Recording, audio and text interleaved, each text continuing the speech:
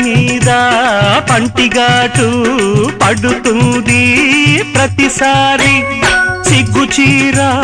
తొలగిపోయి నలుగుతుంది తొలిసారి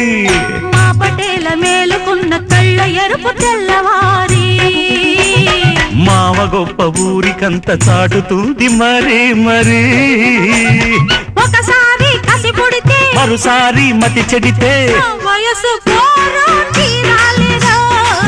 వలపు జోరు తెలాలిలే అదిరింది పిల్ల అదిరిందిలే